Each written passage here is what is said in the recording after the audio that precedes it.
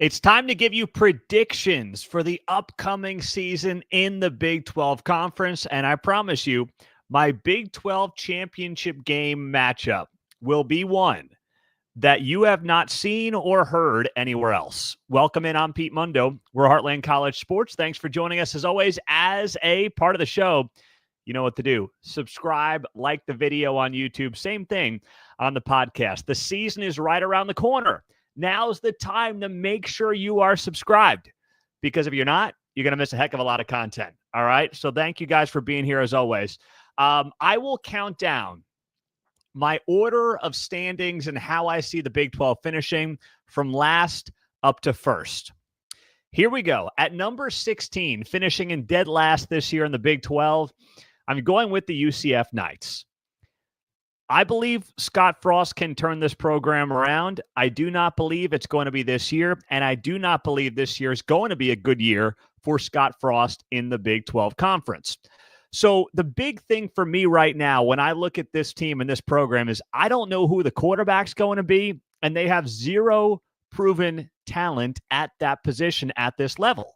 So that's my biggest uncertainty. And then you talk about lack of experience at places like wide receiver, losing their best defensive player, Lee Hunter, to Texas Tech of all places, nearly 70 new players in the mix. Man, that is going to be a difficult situation for Scott Frost to turn around. He can do it, but it's going to take some time. At number 15 in the Big 12 this year, I'm projecting the West Virginia Mountaineers. Speaking of new players, Rich Rod's bringing in 50 new guys to the portal.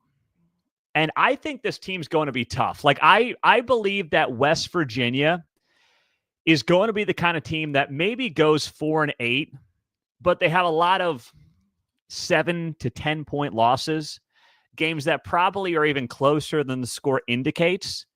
And they'll be, or should be, a trendy pick to have a big jump in 2026. But 2025 is going to be a rough year. It will be a foundation building year for Rich Rodriguez. We're just not going to see it in the win column this year for the West Virginia Mountaineers. So it's going to take some time. They got to rebuild those lines, and that will also determine how quickly this rebuild takes in Morgantown. At number 14, I'm going with the Cincinnati Bearcats. There actually is some love out there for Cincinnati this year, but with Scott Satterfield, I've got to see it to believe it. They start off 5-2 last year. Then they totally fall off the cliff. They lose to the competition that is equal or better than them, it seems like. And I think this experiment with Satterfield has one more year left to correct itself.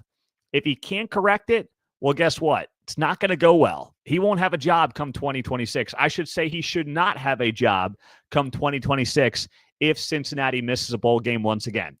They do return a lot of players on both sides of the ball, but they need those guys to develop. There's very little you saw last season that made you sit there and say, hey, they're close.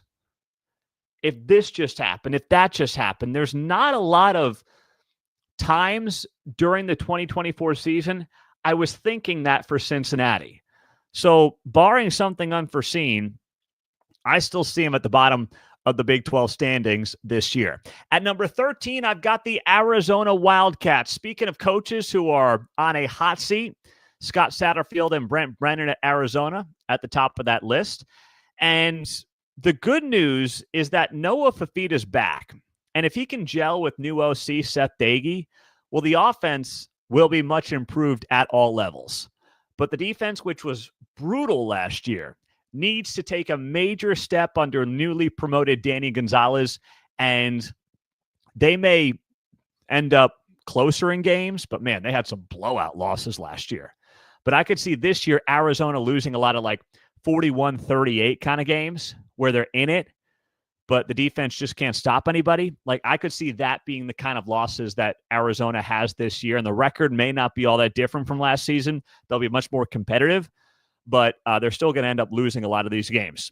Next up at number 12 in the Big 12, I'm going with Colorado, coming in at number 12 this season. Now, we all know about the stars that were lost, Shadur, Travis Hunter, but this is weird because Colorado could finish significantly worse. I think they will finish significantly worse in the standings. but it actually will be a good year for building the program for Coach Prime. They have more depth on both sides of the line of scrimmage. This team, I believe, is going to be better than their record will end up showing, but I see a substantial step back in 2025, especially given the fact that Colorado has one of the toughest schedules in the Big 12 this season. At number 11 in the Big 12, I'm going with Oklahoma State.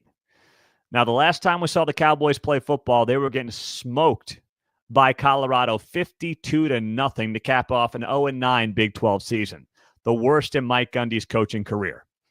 And as a result, Gundy cleaned house. He's got 2 new coordinators. He's got a ton of guys through the transfer portal, but you got a new quarterback.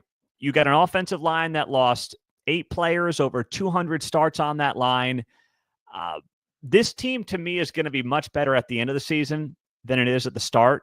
But I don't see how you sit there right now and say, well, Oklahoma State is a team that's going to finish in the top half of the Big 12, unless you're just that big a believer in Mike Gundy.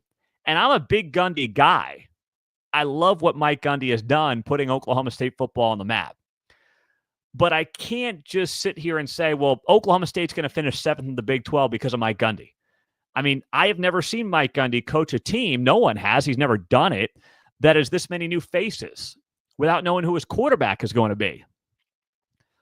Losing the amount of offensive line starts they had last season. That is a lot of question marks for this Oklahoma State football program.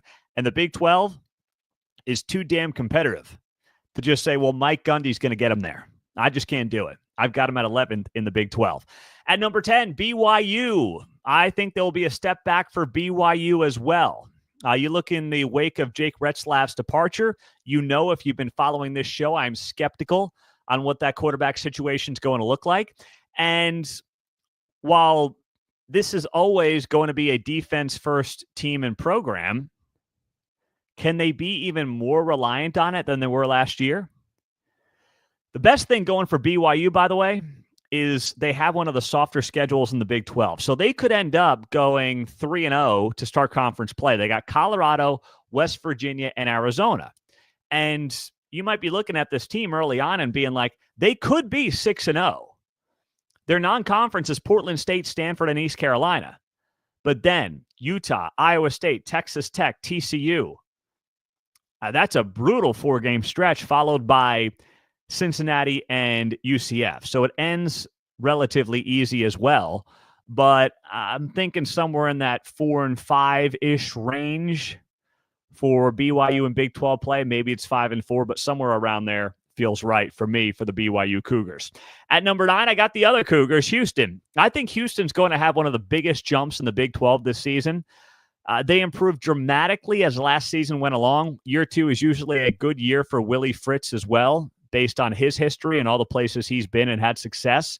But I look at the offense being much better. And last year, it was the offense that held this team back, not the defense. They couldn't figure out the offense to save themselves.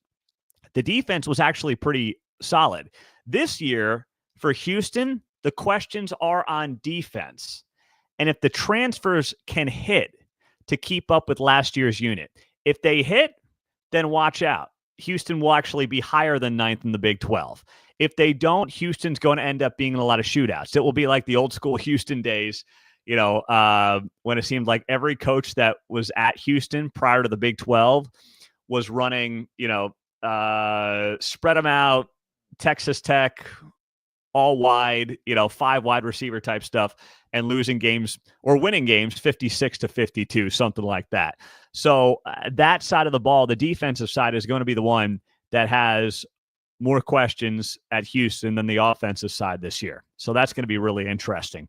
At number 8, I'm going with the Kansas Jayhawks. Jalen Daniels needed the first few games last year to knock off the rust, but I think he's ready to return the 2022 form. And he will be overlooked going into this Big 12 season as well. There will be a lot of new faces at the skill position, but there actually is going to be more depth at KU. So Kansas, here's a little tidbit for you on the Jayhawks. Kansas has lost the fewest scholarship players to the transfer portal of any Power 4 team the last 2 seasons. That payoff is going to be evident this year in Lawrence. That's a big deal. That means you're keeping guys in the program.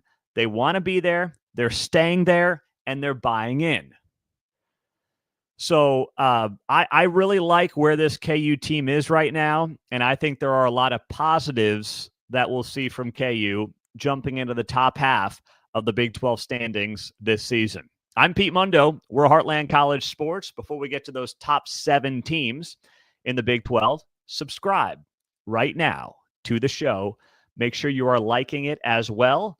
And same thing on the podcast. Drop us that 5-star rating and review. We greatly appreciate you doing that. It does make a big difference, especially as we get set for the start of the upcoming college football season. Can you believe it? Okay, let's go to number 7. I'm going with Iowa State at number 7 in the Big 12 this year. I like Rocco Beck. He can be hot or cold, and now he loses 2 top wide receivers to the NFL. Also, the defense has more questions than it's had over the last couple of years. I'm never going to question John Heacock. Their schedule is one of the more favorable in the league. But this trip to Ireland against K-State is a tough way to start the year. A lot of new pieces need to step up for a team that has traditionally started slow. Didn't start slow last year, but has traditionally started slow. So I've got them at 7th. You know, remember, after they got to that Big 12 championship game in the COVID year, they had a step back that was not predicted by a lot of people, myself included. Now, some of that may have been that core group of guys hanging around 1 year too long, but now you're talking about replacing a lot of those key pieces from last year. And I know that you've got a veteran quarterback back, but that's never enough. It can never be just that. And while Iowa State does an amazing job, you guys know I think Matt Campbell's the best coach in the Big 12, does an amazing job as a developmental program. I sense a step back this year from last season when they reached that Big 12 championship. And the difference between 3rd and 7th in the Big 12 might be like 7-2 versus 6-3, or 6-3 versus 5-4, or 6-3 and 6-3 with a bunch of tiebreakers. You know, like that's how this league is going to go this season. At number 6, I've got the TCU Horned Frogs. I want to roll TCU higher because this offense is going to be tremendous. But I don't know what this defense is going to look like under Andy Avalos. They have got to improve on that side of the ball. And the other hard thing for TCU is they've got one of the more difficult schedules in the Big 12 this season. So that makes it just a very tough situation all around for the Horned Frogs. I wanted to have them in that top 5 because of how highly I think of especially Josh Hoover, who, you know, if you've listened to the show the last couple of weeks, I think he's the best quarterback in the Big 12 going in to the season. But the questions on the defensive side are all over the place. They should be better up front, but boy, I've got to see it first before I pick this team any higher than 6th right now in the Big 12 Conference. At number 5, I've got the Kansas State Wildcats. They are a program that is not returning a ton. They return the fewest starters on both sides of the ball of any program I consider to be a contender this year. Can the D-line replace last year's production? Those same questions also exist in the back 7. The offensive line should be competent, even though they lose some key pieces because it always is in Manhattan. But they've only got 4 home games. They got that trip to Ireland to open up the season. And Avery Johnson, does he make that jump from athlete to quarterback? Athlete playing quarterback to quarterback playing quarterback? That remains to be seen. I've got Kansas State coming in at 5th in the Big 12 this season. All right, at number 4, the Baylor Bears. Baylor comes in at number 4 this year, and I think they're going to be really good. There's no doubt in my mind that they're going to be more of the Baylor we saw the second half of last year versus the Baylor we saw the first half of last year, including that loss to Colorado on a Hail Mary. But, you know, I question the defensive side more than I do the offensive side. I think the offense is going to be great. If you didn't see the news, Dawson Pendergrass, backup running back, is going to be out for the season. Now, Bryson Washington is their stud, but Pendergrass was a really good player. The good news is they've got a lot of depth at that position, so that's not like the reason I'm putting them down at fourth. But, with Dave Aranda and this team, it's been the defense, especially last year, that hampered them. And, it doesn't start easy. They've got Auburn, then they've got SMU. They've got arguably one of, if not the hardest non-conference in the Big 12. And I know that doesn't mean anything for the Big 12 standings, but it can wear you out early in the season.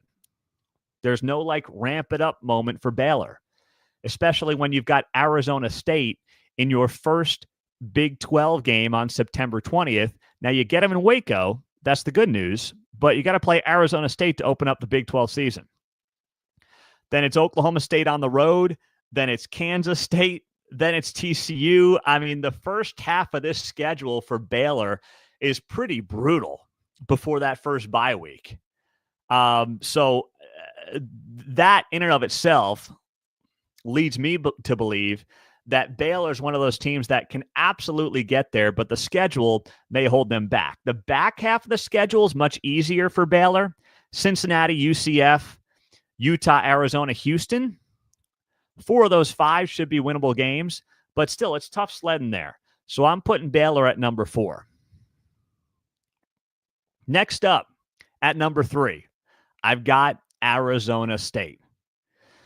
The defending champs will be in the mix, all right? I mean, we know how good Kenny Dillingham has it right now, and there's no doubt. You lose a guy like Cam Scatterbo, that hurts, right? No one's saying it doesn't. No one's suggesting that Arizona State is going to easily replace Cam Scatterbo. However, I will say they have a lot of depth at that position. I'm more worried about, not worried, but I think more about his leadership than any just his skill set. I think they're going to be fine at the skill positions at Arizona State. They got a bunch of guys returning. They've got incredible talent up and down this program. And you look at a team that is poised for long-term success, it's Arizona State. The only thing I'm thinking about for Arizona State is how do they handle being the hunter to the hunted? I do think there's a transition there. I do think that's something that's real and that can flip a couple of games either way. So Arizona State's going to be right there, I think, in the thick of the Big 12 title race for the entire season. And we're talking about a game or a tiebreaker here or there. Don't forget, last year, 4 teams finished 7-2 in the Big 12, and then it's tiebreakers that decided who made the Big 12 championship game. So Arizona State could be right in that mix. But there's a moment or two this season that will decide the season for the Sun Devils. And that sentiment of going from the hunter to the hunted is real. And how you adjust to that remains to be seen for Kenny Dillingham in this program. Everything I've seen from Kenny Dillingham suggests he's well prepared. But his players, that's a different story, right? But he's got 17 returning starters, and there's a lot to like in Tempe this season. At number 2 in the Big 12, I'm going with the Utah Utes. I see a big bounce back for Utah this season. They've got an offensive line that is absolutely loaded, led by 2 guys that are likely to be first-round picks in the NFL draft next year. They are doing the model that you're seeing at places like Oklahoma. Bring in a quarterback via the portal, bring in his offensive coordinator, in this case, bring in one of his key weapons as well, and try to make it all work. Utah has, when you stack it up, one of the best offensive-defensive line combos in the entire Big 12. And they lost a lot of close games last year, despite the fact that they were on their 5th-string quarterback. Okay? So you think about that. You think about the fact that they can finally move on and not think about Cam Rising anymore, God bless him. But relying on a guy that was that injury prone was probably a disaster in hindsight, and it turned out to be last season. And now this team is poised to make a huge jump in 2024. 5. So I am really high on this Utah team. I think that this is a team that is poised and ready to take that leap. Last year, of course, they were picked to win the Big 12, and they obviously came up colossally short. So it's one of those deals that I'm looking at this Utah team and saying to myself, man, I like the schedule makeup. I like the fact that they've got 5 home games. I like 17 returning starters. I love the offensive line. And I'm buying in on Utah making a huge jump this year in the Big 12. And that would mean atop the Big 12 standings, I've got the Texas Tech Red Raiders. That's right. I'm buying in, baby. I am all in on the Texas Tech Red Raiders having a huge season under the number 1 transfer portal class in the Big 12, led by Joe McGuire, and leading this program to Arlington, to a Big 12 championship, and announcing to all of college football, the Red Raiders are here, and they are here to stay.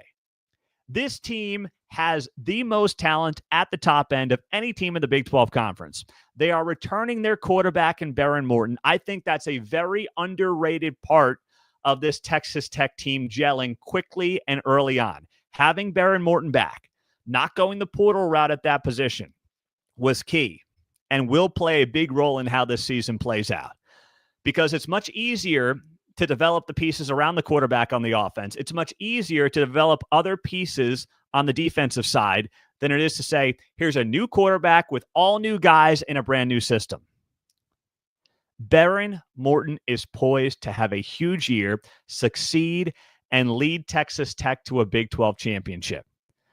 And you look at Texas Tech's schedule, based on the rankings, they've got the easiest schedule in the Big 12 when all is said and done. That will play a big role in a Big 12 that can be decided by a game here or a game there. And here's a tidbit for you. I went back in the last 5 seasons in the Big 12. 8 of the 10 teams that have played for a Big 12 championship had 5 home games in conference play. Only 2 teams in the last 5 years out of 10 in the Big 12 had 4 home games in league play and made it to a conference championship. They were Arizona State last year, who had 4 home games, and then Kansas State back in 22, they had 4 home games as well. The other 8, going back to 2020, have had 5 Big 12 home games. Texas Tech has 5. Texas Tech has 4 Big 12 home games, but 7 overall home games. 4 in the Big 12, 7 overall.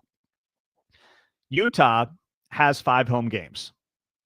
So here's a couple of the things that I considered and why I'm picking Texas Tech against Utah and why I think they'll finish 1-2 in the Big 12.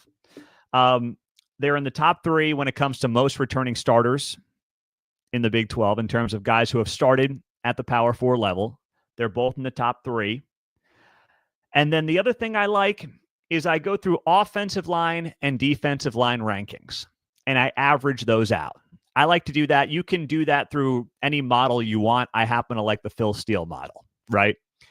And the Texas Tech and Utah offensive and defensive lines averaged out to be the best in the Big 12. Now, there are other programs that have really good O-lines and D-lines, but those 2 stood above the rest. So I've got the most returning starters. I've got the strongest teams averaged out on both sides of the line. And I've got a couple of more home games combined with easier strength of schedules.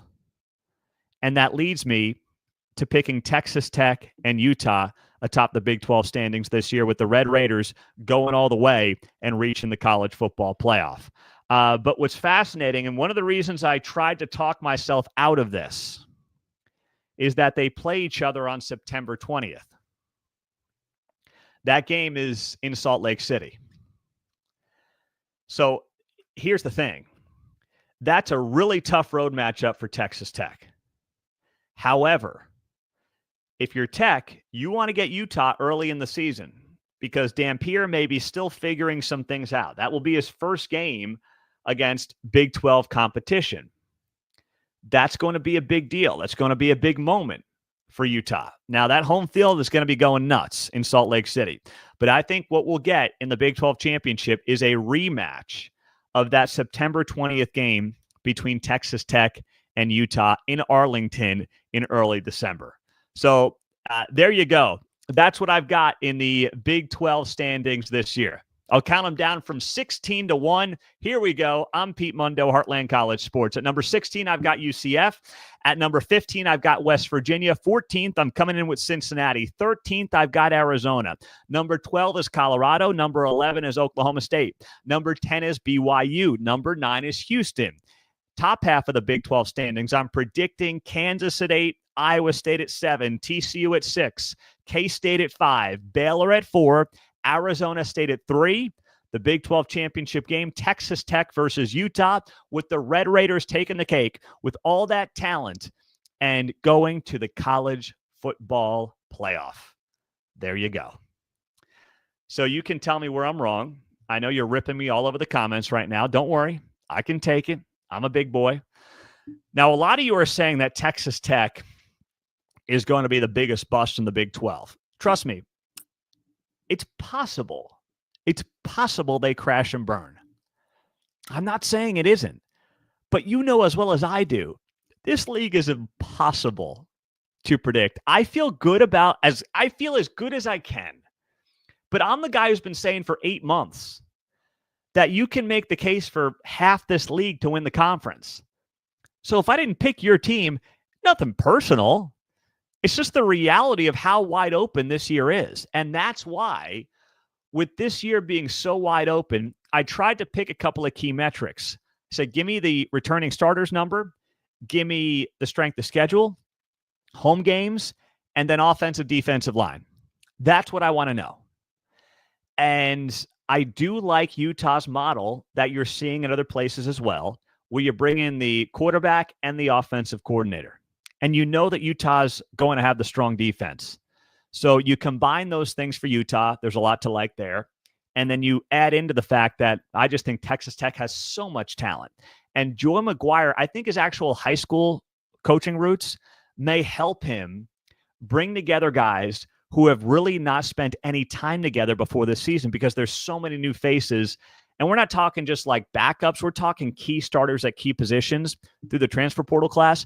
I actually think that his high school acumen may be beneficial in making this team gel and having these guys come together. And that's why I'm starting to buy in, and obviously I'm fully 100% in on what the Red Raiders are doing this year in the Big 12 conference. I can't wait to see how it plays out. All right. It's going to be big time. So we've got some K-State fans who understandably are upset. We got one here. Let's see. Robert says Tech doesn't even know the names of the players. They're going to get their butt kicked by Avery Johnson. Maybe he can score 7 touchdowns this year. Well, I suppose we'll see. They get each other in early November. That game is in Manhattan. But if you're a K-State fan, listen, K-State, by K-State standards, is going to be fairly reliant on some key transfer players as well, right? I mean, they've got, 10 returners between both sides of the ball? So they're going to have a lot of new faces, not maybe as obviously transfer portal heavy as what Texas Tech has. That's going to be few and far between. But, man, that the Texas Tech talent at the top end is frankly above anybody else in the Big 12 right now. So if you're trying to project the Big 12, part of my thinking too is don't overthink this. This team has more talent than we've seen from a Big 12 team since Texas left a couple of years ago and since Oklahoma and its heyday prior to that. So just roll with them, man, especially when their strength of schedule is one of the easier strength of schedules in the entire Big 12. All right. So that's where I'm at. I'm Pete Mundo. We're Heartland College Sports. We're glad that you're here as always. Whether I picked your team or not, okay, you know and I know, we're just doing our best here to try to figure out what is going to be the wildest conference in college football. Please make sure you are subscribed. We appreciate you as always. We've got college football in the Big 12 in less than 2 weeks. and drop us that 5-star rating and review on the podcast. Have a great rest of your day. Go Big 12. I'm Pete Mundo. We're heartlandcollegesports.com, and make sure you hop on the forums as well. We'll be talking Big 12 football there at heartlandcollegesports.com. Have a great day.